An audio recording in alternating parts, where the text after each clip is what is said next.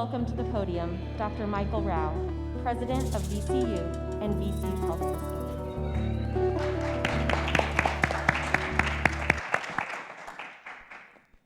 Good afternoon. On behalf of Virginia Commonwealth University, our health system, and the VCU Massey Cancer Center, it is really my privilege and honor to welcome all of those who are joining us virtually, as well as to have the opportunity to welcome the First Lady of the United States, Dr. Jill Biden. Dr. Biden's visit to Virginia Commonwealth University, and frankly, in so many ways, is so critical. It really highlights the importance of our groundbreaking research at this institution, and of course, our groundbreaking treatment as well, as Virginia's first National Cancer Institute designated cancer center. And I want to say, Dr. Biden, you all know that she's already been a very visible member of our community, committed to our care providers and our researchers, and she said, "This is the fight of our lives." I thought that was a wonderful statement. Mm-hmm. Yes, indeed, it is the fight of our lives for every human life. Yeah. Cancer affects us all, but it disproportionately impacts minorities, which is exactly why VCU focuses its work on addressing disparities in cancer prevention, cancer treatment, and cancer research. This commitment is core to who we are as the state's largest safety net hospital and as the region's #1 hospital. We are committed to excellence in patient care for every patient, and we are committed to access in saving and improving every human life that we possibly can. We're also really pleased to have with us today and to welcome Ned Sharpless, who is Director of the National Cancer Institute.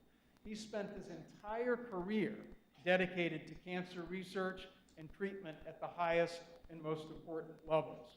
We look forward to working with Dr. Sharpless in the coming months as we pursue comprehensive cancer center status with the NCI.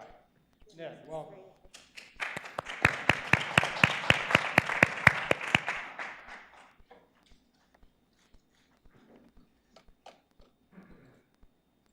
Thank you, Dr. Rao. Dr. Biden, it's really an honor to have you come to join one of the NCI-designated cancer centers, the Massey Cancer Center. The Cancer Center program, which was created really in the modern era by the National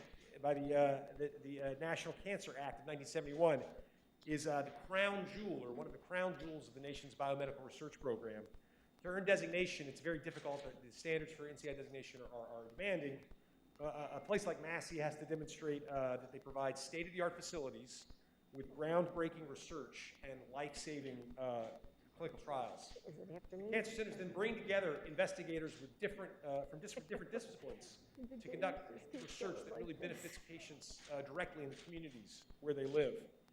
And Massey's work also, I think, illustrates the importance of bringing of centers serving their own communities and doing research to benefit the populations that live in those communities, including the underserved populations. This is critical to ensure that cancer research and the progress we're making is accessible to all Americans, regardless of race, ethnicity, or socioeconomic status. And this is really a crucial part of the NCI's mission to advance health equity by eliminating disparities in quality of care. Yes.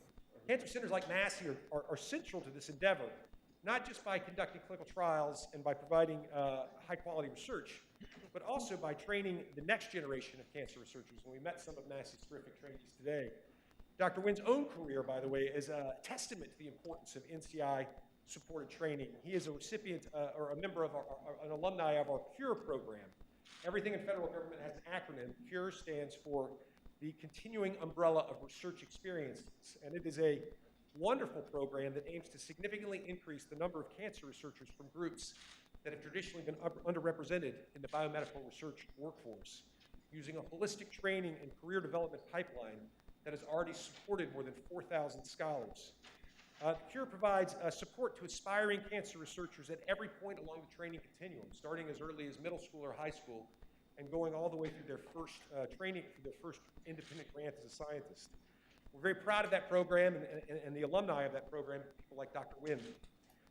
Lastly, let me close by pointing out that this year marks the 50th anniversary of the National Cancer Act. That important law I already mentioned that created the Cancer Center program and many other capabilities for the National Cancer Institute. We're commemorating the anniversary at NCI of this important act with our colleagues across the nation, including those here at VCU, by declaring to our patients and their supporters that nothing will stop us. Nothing will stop us in our efforts to do what President Biden himself recently said, which is ending cancer as we know it. So nothing will stop us in pursuit of that worthy goal, and I welcome the support of this group in doing that. It's now my pleasure to introduce Dr. Winn. Okay, yeah. Thank you. Rob is someone I've known for a while. Rob is a pulmonologist by training, who is a distinguished physician scientist and was prior the director at the University of Illinois, and was recruited here in 2019, and DC was a great hire, by the way. And is really done some very important, interesting work for the NCI, and is a great partner for our plans and programs. So thank you, Dr. Winn.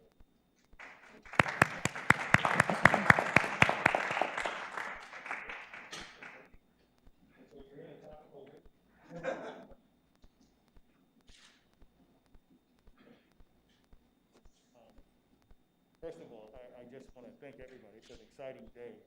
We want to welcome everyone to this incredibly exciting occasion, and especially we want to thank Dr. Biden for choosing VCU Massey to make her first visit. We're honored to host her here today. I have to thank Dr. Sharpless for his unwavering support and fighting for cancer. As the leader of the NCI, it is clear that we take our lead from him in the context of outstanding excellence, innovative and cutting-edge science, but that he cares equally as much about reducing and eradicating cancer, but reducing and eradicating health disparities. And I want to thank him for that. I also want to thank, they always say that a house is built on a foundation. This one was built on a foundation of outstanding giants who I'm standing on their shoulders that allow me just to do more things at Massey, and that is Dr. Lawrence and Dr. Ginder. I think that both the first Cancer Center director and the one I just followed really is making this easier. I've just said to myself, I just don't want to mess things up. It's like a closing pitcher. They've actually pitched 8 innings. I just want to finish off the 9th one. We are pursuing comprehensive cancer center status, and I owe it a great deal to both those guys for setting this up. Dr. Rao and Dr. Kellerman. Dr. Rao, our president, and Dr. Kellerman really is our VP, are honestly my North Star in the context of what I should do in the context of a cancer center. It's not often that you get to see leaders who talk a lot, but who walk it every day. And even when sometimes I have doubt, I just usually use these two guys to sort of prop me back up again to make sure that I'm doing the right thing. And I want to thank both of you very much. Dr. Buckley, our dean, everybody needs a counterpart. And sometimes what happens in cancer centers is they always talk about this interesting thing, but the cancer center director and the dean don't get along. That's not true here. And I think that, to Dr. Kellerman's point, he's introduced this concept of one team, one fight.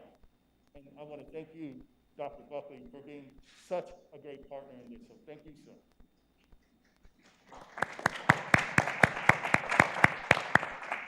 And listen, nothing gets done if you don't actually have support from the state. So that's just a fact. I mean, you can get some done, but the outstanding governor we have in the First Lady, Governor Northam, has actually been through the thick and thin with us in the context of supporting VCU, supporting Massey, but also listening to our communities. And sometimes that was a hard thing to do. And his illustration of courage in the context of getting us through this COVID, and the courage to understand that once we're beyond COVID, cancer is still going to be there. Your support for us, I just want to publicly just say thank you, and thank you, sir.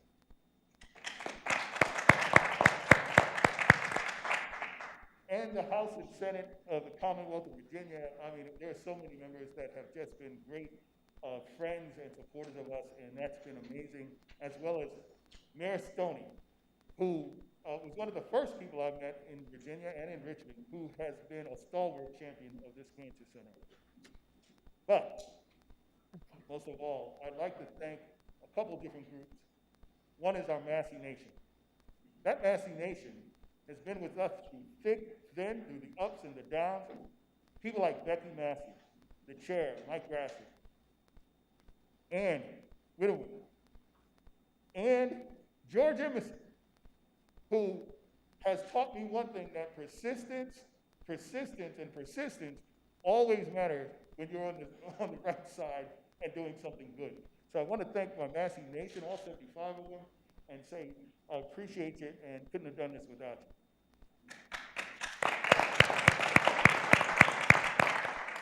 Certainly, I want to thank our staff and our docs and our nurses and just everyone that's part of the VCU Massey Nation for making this happen.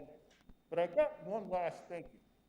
That is to the Facts and Faith Friday faith leaders, who honestly, I've been here since December 2019, didn't have to partner with me, didn't have to actually work with any of us, but chose to not only work with me, but become, for me, a place that I call home in a family. The work that they've done has been tireless, and you'll hear a lot more about that, about how a partnership between the Little Oak Cancer Center and the community has made a difference in our community, particularly our African American and most at-risk population. So again, I want to thank you, and now it is my honor to introduce Dr. Jill Biden, the First Lady of the United States.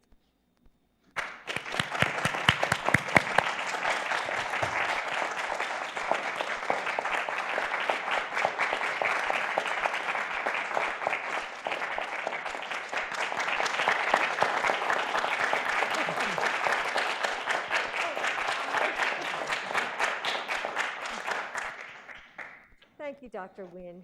And, you know, I just met Dr. Winn, but I feel like I already have a friend for life. So, you know, he took me on the tour. We talked, it was great. And Governor Northam is here with his First Lady. I had to, they're sitting up there. I had to remind the governor that, you know, as a Virginia school teacher, I'm one of his employees. So thank you. It's nice to see you. And so, you know, from your groundbreaking research to your community outreach to your radio show, you know, everyone can see how passionate you are about bringing communities together and saving lives.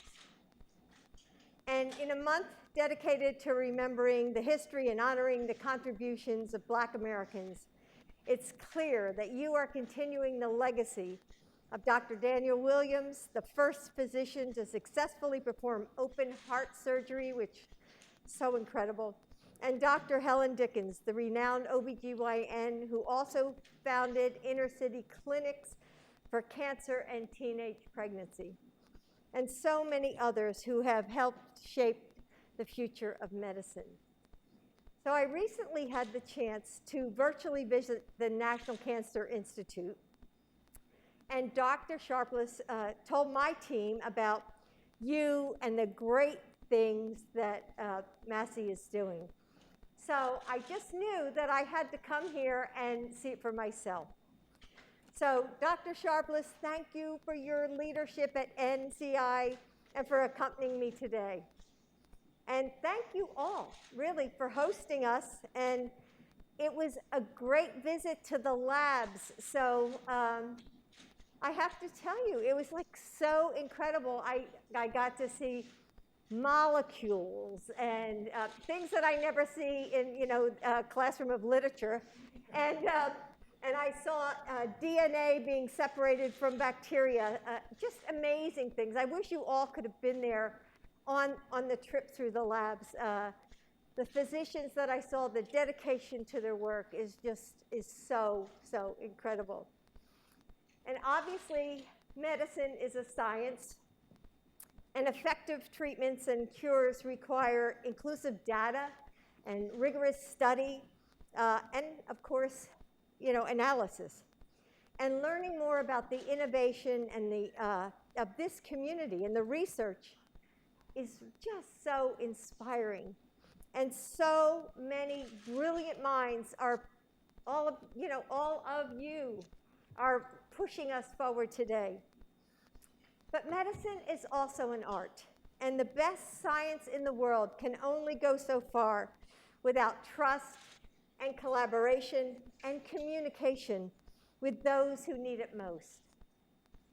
As we're discussing today, the divide between clinics and communities persists. And for a variety of reasons, many Americans are being left behind in one of the most medically advanced countries in the world. And the results are health inequities and lives lost. And we owe ourselves better. And cancer is so personal to me. In our lifetime, the President and I have found ourselves sitting alongside far too many chemotherapy chairs and hospital beds. Cancer has taken more lives of our friends and family than we could ever imagine. It's broken our hearts, and it's stolen our joy. And we're not alone. I'm sure the people who are with us today, those who are here and there, the people watching, I'm sure you all have stories of your own. Cancer touches everyone. But out of sorrow, we found purpose. The President and I made it our mission to help end cancer as we know it. And we saw how much potential there is to bring people together around this cause, to break through the obstacles, and to connect the disconnected. I was in my early 40s when a close friend of mine named Winnie was diagnosed with breast cancer. She was a mom, and her 3 kids were teenagers, not much younger than my own kids. And after Winnie confided in me that she had breast cancer, another friend confided in me, and then another, and then another. In 1 year, I watched 4 of my friends face down that same deadly disease. 3 of them survived, but Winnie did not. And I felt so helpless. And I hated knowing how many women died because back then of the shame and the secrecy and the misinformation that surrounded breast cancer at the time. And I wanted to do something, but I wasn't a medical doctor or a scientist. I was a teacher. So I turned to what I knew, education. And with the collaboration of doctors and nurses and breast cancer advocates, we started the Biden Breast Health Initiative in Delaware, my home state. And together, we created an education program for girls in high school. We knew that if we could teach them about screenings and self-examinations and healthy habits, that hopefully they would take those messages home to their moms and their grandmoms and their aunts and their sisters. And over the next few years, we visited almost every school in the state of Delaware. And we helped create honest conversations about a difficult subject. And we met families where they were. In the face of challenges as enormous as cancer and health disparities that plague all of our communities, it's easy to feel helpless. But we're not. The researchers and medical professionals here at Massey are pushing the science of medicine every day. But I'm just as grateful for the work you do for the art of medicine as well, building trust and relationships, empowering communities to bring their own talents, to this fight. In fact, this center's work, and especially Facts and Faith Fridays, show us what's possible when our leadership reflects the communities our organizations serve. From life-saving information about COVID to cancer screenings and prevention, to addressing the conditions that affect wellness and like housing and employment. This group is tackling some of the most important health issues right now. And they're doing the work, by working hand in hand with the Richmond community and beyond, and meeting people where they are. This group reminds us that you don't have to have a medical degree to help. You just have to reach out to the people who are hurting. Faith leaders were some of the first healers, caring for people's bodies and their spirits. And our churches, our temples, our mosques have a critical role to play in the health of our communities.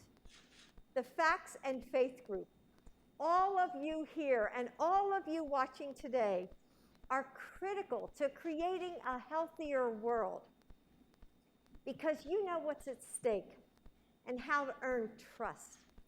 You know how to empower the patients who too often feel so powerless, and you are saving lives. This has been a difficult time for everyone. Just this week, we passed a grim milestone. 500,000 Americans gone because of COVID-19. And though we all feel the weight of that number, communities of color are carrying a heavier share of that burden, mourning their loved ones in higher numbers. And it's not just this pandemic. Health inequities have hurt communities for far too long. Suffering and pain surround us. And yet, out of suffering, out of sorrow, you have found purpose. As the Gospel of John says, the light shines in the darkness, and the darkness can never extinguish it. You are that light, showing us what is possible when we allow our hope to lead. Building a bridge between science and art, between research and real lives, between faith and facts. And that's why I'm here today, to listen and to learn from you. So, Dr. Winn, do you want to lead the discussion? Okay, thanks.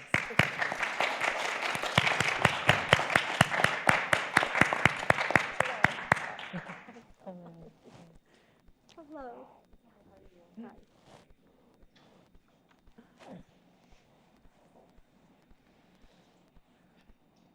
Thank you, Dr. Biden. That was inspirational. I'll keep my comments short. We have a number of things to mark as major events. The centennial of Henrietta Lacks during this period of time is something to make sure that we reflect upon, as well as the 50th anniversary of the National Cancer Act, which created such programs like we have right here at VCU Massey. In 1975, we were the benefactor of giants then, Kennedy, President Nixon, and others getting together that said, what would happen if you actually had an academic medical center and the government and the NIH in partnership?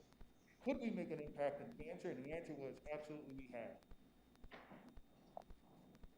But as Dr. Biden just mentioned, it is clear that another thing that we must take some mark of and reflection on is the passing of 500 deaths around COVID. I do want to thank you, First Lady, President, Vice President, for allowing us as a country to just have a moment to pause and reflect. And for that, I really want to say thank you. Thanks. Thank you. crazy thing about this is that, interestingly enough, it's caused us to think differently. I'm not saying that we're going to abandon our commitment to basic research or funding of our future scientists. In fact, I'd say we need to double down. But I also think we need to think about the end. Now, everyone in this room, and definitely Pastor Gray and Rudene Mercer Haynes and these guys and my president, know that I love science. If loving science is wrong, I do not want to be right. I've said that before, and I'll say it again. But what I've recognized is that as much as my love for science is, if the miracle drugs and the cures that we have, as great as they may be, if people don't accept them because they don't trust us, then it's only doing some, but it's not doing great. In that context, I'm reminded what President Roosevelt, that is, Teddy Roosevelt, Theodore Roosevelt, once said, that many people now quote, my grandmother, who told me to make sure that I reminded myself and everybody of this one, was that he said that people don't care how much you know until they know that you care. And I think that concept of NCI designation and what we did 50 years, for the past 50 years, of the cutting edge, innovative science connected to the humanity and caring is what the new cancer centers of the next 50 years will be able to do and make even more progress. In that context, I want to show you the team that I have. And they are amazing. They are amazing. And I know that as we're coming close to the end of Black History Month, I'm reminded of a couple of things. One is obviously the Richmond 34, that can't forget. But Martin Luther King and his I Have a Dream speech that was inspired by Creepy Hall is an amazing and inspiring dream. But Dr. Ewing and I was recently at the University of Chicago, the second African-American cancer center director of an NCI-designated cancer center, had a discussion this weekend, and we said, we too have a dream.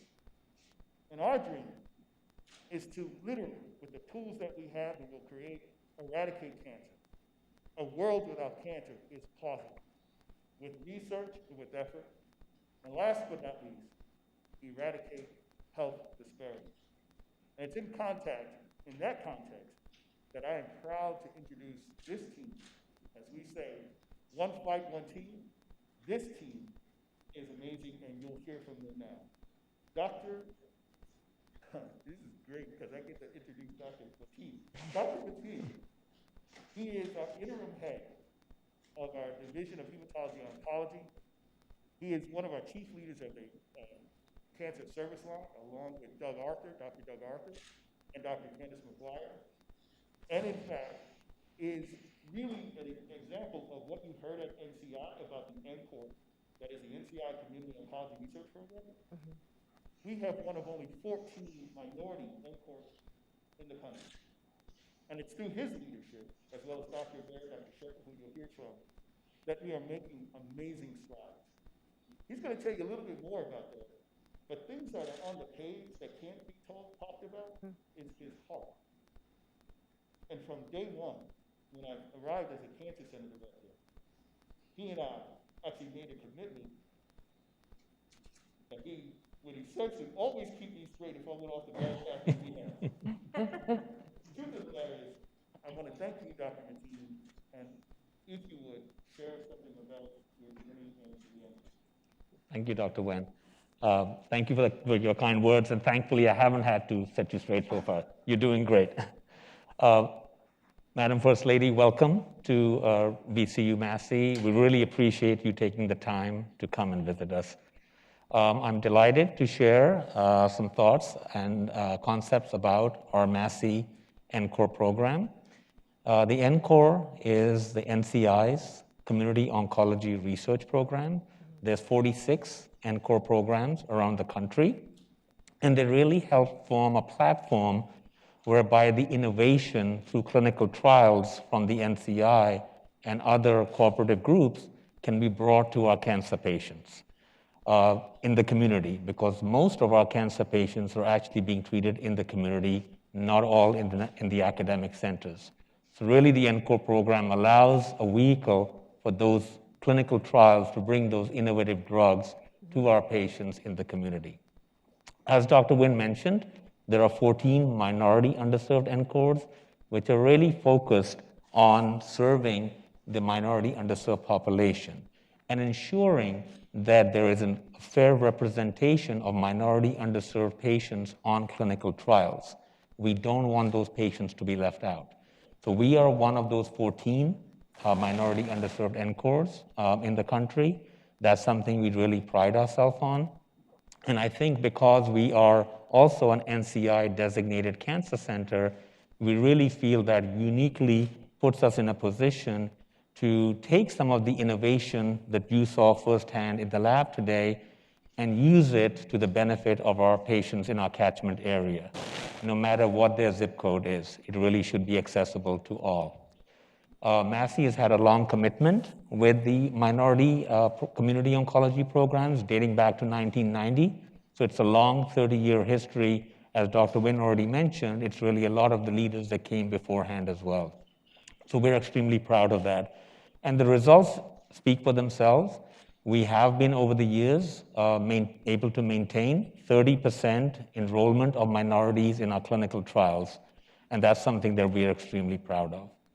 Now, obviously, all of this work requires a village, literally. We are really fortunate to have some wonderful people here at VCU and at the Massey Cancer Center at different levels. We have amazing scientists. We have providers who take care of patients. We have our clinical trial staff, nurses and other staff who do an awesome job, and our nurses who work in the clinic. And then we have our affiliates, because our NCOR is built on us as kind of being the mothership here in Richmond, but we have our community affiliates, some of whom are in Richmond, but some of whom are rural Virginia sites, which is equally important that rural Virginians have access as well as the underserved population of the greater Richmond area.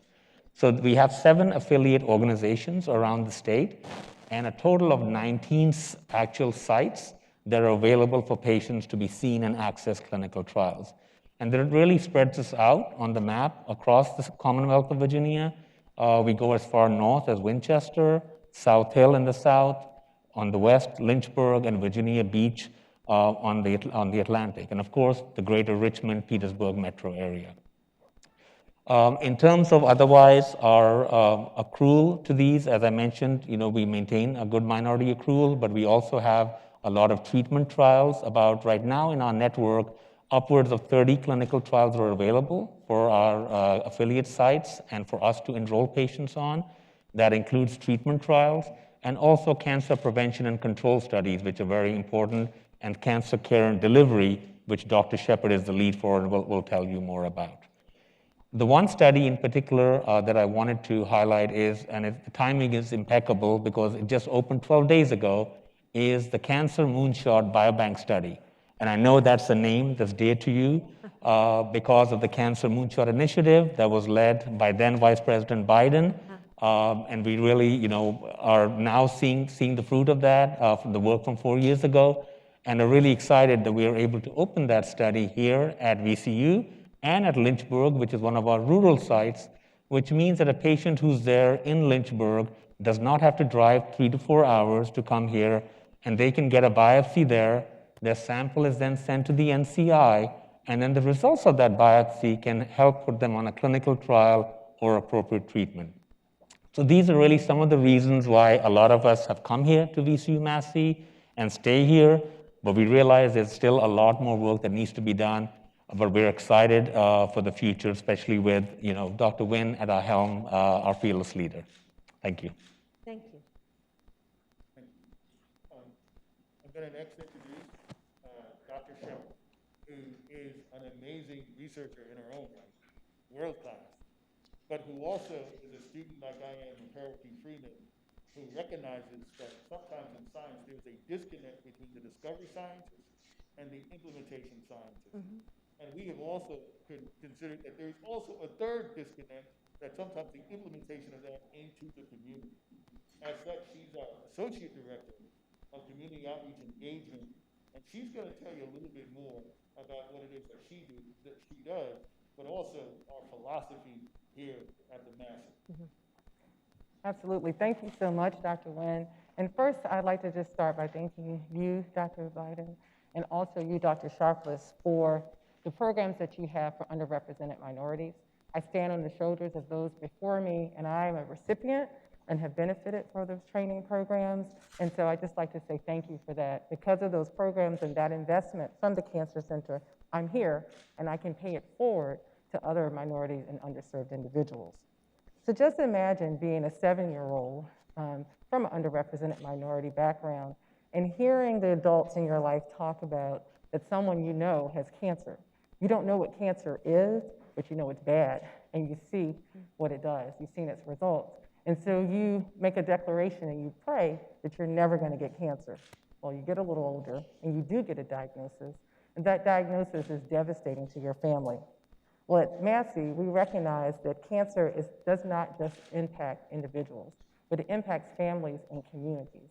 And as a result, we work to engage the community. And I'm excited that I'm here because we are working with our community to figure out how can we reimagine what a cancer center should be. We don't just want to be a place where people come when they're sick. We don't want to be a place that only produces great science, but it doesn't translate to the community. We see ourselves truly as Virginia's cancer center, the Cancer Center for Virginia. And so we have a community to bench model, and this model fosters bi-directional relationships between the Cancer Center and the community, where we bring community members in, we hear and learn from them, and then we are in the community and we learn what their priorities are. We also put our outreach and delivery programs in community settings like libraries. And this is helping us to understand how we can truly make a difference in the community. Community engagement activities also are informing our science. We've had community forums, for example, with breast cancer, and as you mentioned, talking about the art of care. And these forums have helped to focus 2 trials that we have for African American women. You may know that African American women are 40% more likely to die with the diagnosis of breast cancer. And so working with community stakeholders, they've helped to refine our protocols to improve uptake of treatment for African American women, as well as uptake of genetic counseling. Just last month, we trained our first cohort of breast cancer survivors who will be champions in the community, and they'll be paid and be a part of our study. And so we're very excited about that. One of the things that we recognize at Massey is that if we really want to change the place, then we've got to be ready to change the face. We have to make sure that our faces represent the communities that we serve. In 2014, the 7-year-old that I mentioned earlier was diagnosed with another cancer. This time it was breast cancer, triple-negative breast cancer. And what could have seemed hopeless, because the survival for that cancer is not as good, was hopeful because of faith, access to an NCI-designated cancer center, timely treatment, and a supportive community. She survived to thrive, and as a result, will have another birthday tomorrow. But today, she's sitting next to the First Lady of the United States of America.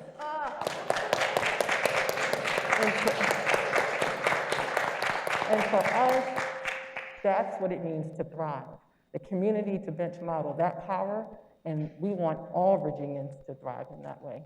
Thank you so much for your time. Wow.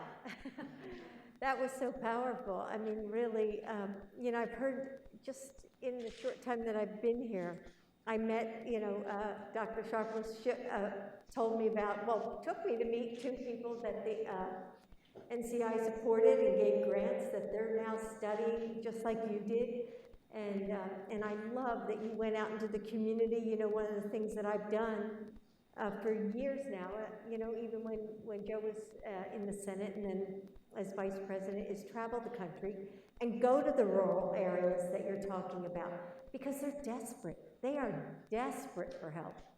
And just maybe, I think it was 2 years ago, I was in the Navajo Nation, and I helped open the first chemotherapy center in that nation. And I want to tell you that people were driving 2 hours to get treatment and then driving 2 hours back. I mean, so that's just one small example of rural America and their needs, you know, and how, you're right, I mean, it's the community. We've got to get the trials out to people. We've got to get knowledge. We've got to get education. There's so much we have to do, but, you know, with your Faith in Friday's program, we're going to do this. We're going to take it across the nation and get people and make them aware. Really?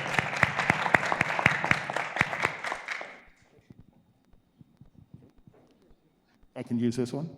Okay, thank you. Happy birthday. Thank you. So, you know, this is just an example of really what we do in the context of partnerships. I'll tell you that there are a couple partners that we couldn't do without. One are the folks in the Massey Nation. And in fact, within that, there's a new generation of young people led by the chair called Connor Ashby, who is teaching younger people within this Richmond area and beyond how philanthropy actually works and how to support the Cancer Center. The other thing is, our other partners, our faith-based partners, has meant so much to all of us. And in fact, I want you to hear from these are people that I love. I mean, and they know that we are in this fight together. Rudene Mercer Haynes, I could go on and on, but I'm told that the time is short here. She's a partner at Hunton Andrews Kurth LLP. She's a member of that Massey Nation.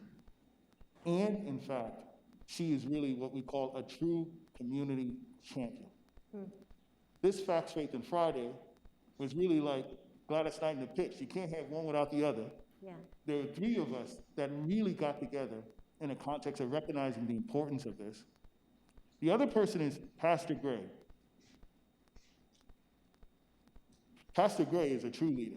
I mean, he's a harken back to what we talk about when you talk about faith-based leaders who are not only providing their ecumenical activities, but understands that the church is an anchor institution. These faith-based organizations are anchor institutions and can do more, and has stepped up to the plate and showed up and showed out at every place he's been, and in fact brought others with him.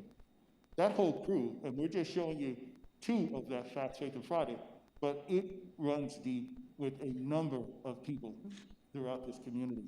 So I want you to hear from them about Facts, Faith, and Friday, and a little bit about what they've been doing and where we're going. Thank you, Dr. Winn. First of all, thank you so much, Dr. Biden, for being with us here today. I know you have tremendous demands in your time, so we appreciate your sharing with us. And thank you, Dr. Sharpless, for being here, in person as opposed to virtually. So when I first learned about Dr. Winn becoming the next director of Massey, I got excited for a whole host of reasons. But one reason I was particularly excited was the fact that at the time, he was the only African-American director of an NCI-designated cancer center. I was so excited about this. I thought this was so important. I wanted to scream it off the rooftops because growing up in a Black community, I realized that there is this level of apprehension about talking about subjects related to cancer, anything and all things related to cancer. And that, of course, is a significant impediment to folks getting great cancer screenings or cancer prevention, and also just having access to high-quality medical care for their ailments.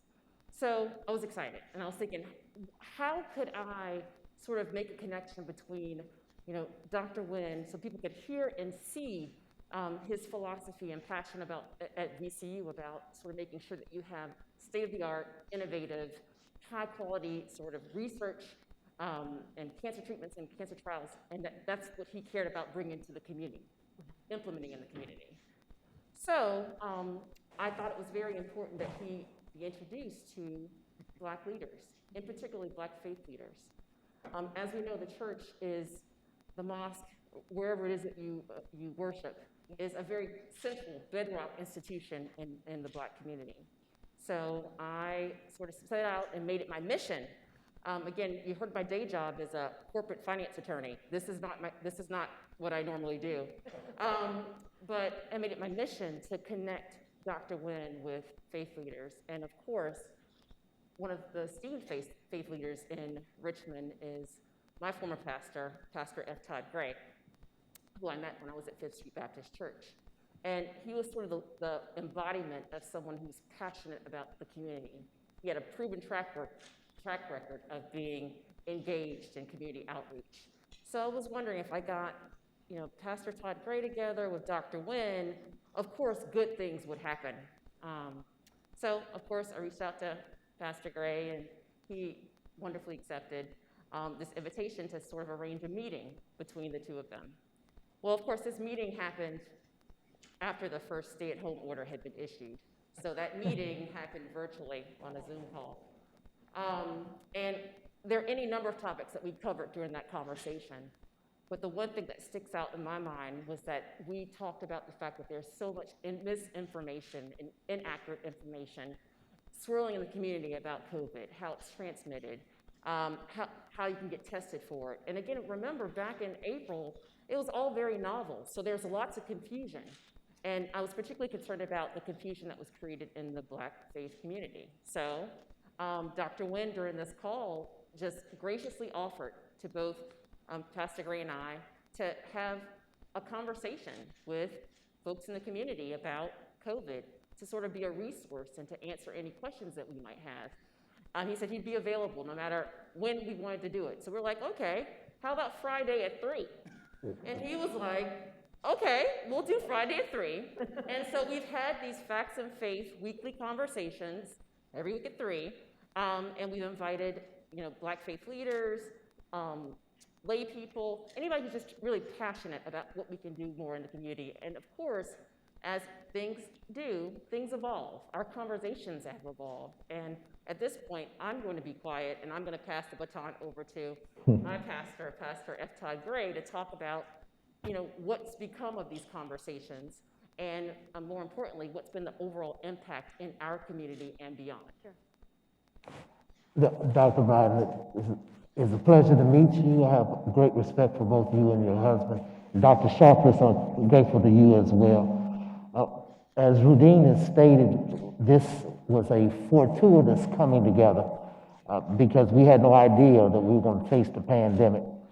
And early in the process, there was a lot of confusion in our churches in terms of practice and protocol, how we ought to respond to it. Many of us had lost colleagues and members, and the accurate and timely information that we received from Dr. Winn each week, we were receiving information in real time that we could not have received anywhere else. And it informed us as to dealing with opening churches when we could open our churches, dealing with hygiene and sanitation issues. We have a child development center. It was very, very helpful in terms of dealing with practices that way. And so, one of the first benefits of our coming together was just receiving information so that we could successfully govern our congregations. But beyond that, there was the issue of trust.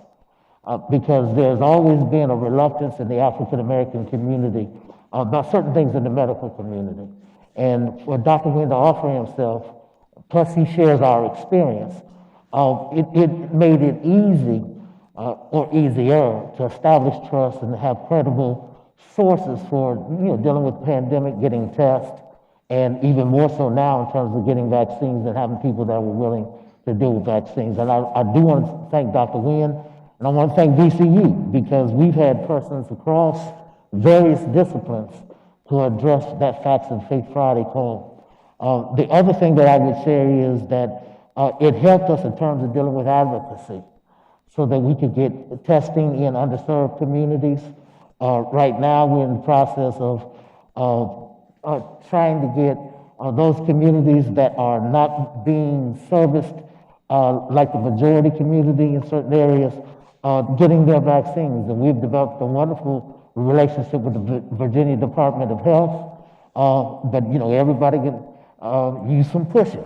And so there have been some conversations where we have pushed to make sure that our communities were represented in getting these doses of vaccine.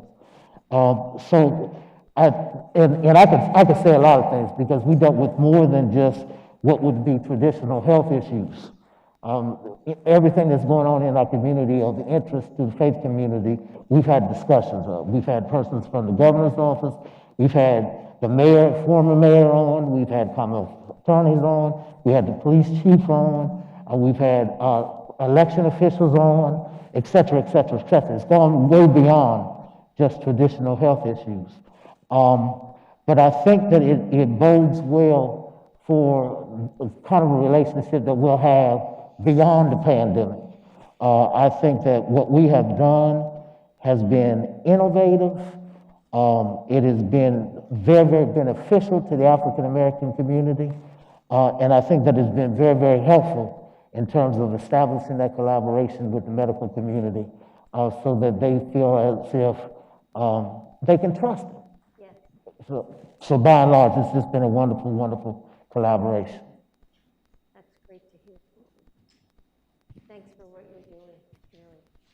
Because you're right, it's all about trust. Thank you.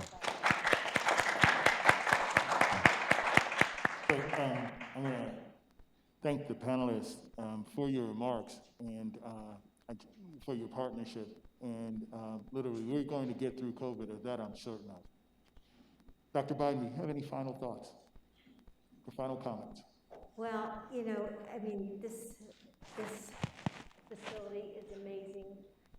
What I've seen, the research here, what's going on with cancer and how you're trying to, you know, really address the health disparities in our country. It's about time, you know, that we started getting really serious about this. And, you know, and this pandemic has really shined this bright, hot light on this subject. And I must say, I mean, all over this country, what I have found is that the churches are really bringing the communities together. Because whether it's education, whether it's food, whether it's the vaccinations, you know, you are the centers. And because it's all about trust, it's all about trust. And so I think that the communities of color, they trust you. And now I think it's important that they learn to trust the federal government again, because we want a partner. Yeah. So thank you. Thank you so much for that. And this is just a little example of how faith is not at war with facts and science is not disconnected from our communities.